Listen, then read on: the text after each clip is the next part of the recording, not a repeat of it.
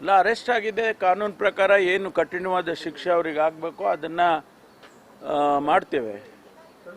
ಇದರಲ್ಲಿ ಯಾವ ಮುಲಾಜು ಕೂಡ ಇಲ್ಲ. ಇಂಥ ಮರ್ಡರ್ ಕೇಸ್ಗಳಲ್ಲಿ ಯಾವುದೇ ಮುಲಾಜು ಕೂಡ ಇಲ್ಲ.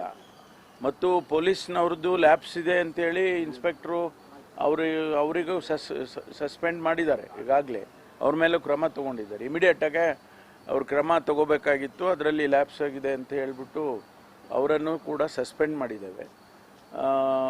ಮುಂದಿನ ಕಾನೂನು ಪ್ರಕಾರ ಏನು ಕ್ರಮ ತಗೋಬೇಕೋ ಅದನ್ನು ಮುಂದುವರಿಯುತ್ತೆ.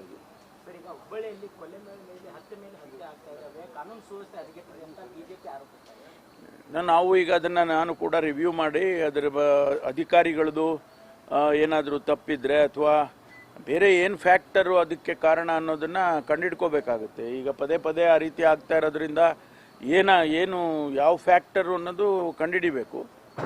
ಪೊಲೀಸ್ನವರಿಗೆ ಈಗ ನಾಳೆ ಈಗಾಗಲೇ ನಾನು ADGPಗೆ ಕಳಿಸ್ತಾ ಇದ್ದೀನಿ. ಅವರು ರಿವ್ಯೂ ಮಾಡಿ ನನಗೆ ವರದಿ ಸಲ್ಲಿಸ್ತಾರೆ. ಸಾಧ್ಯ ಆದರೆ ನಾನು ಹೋಗ್ತೀನಿ.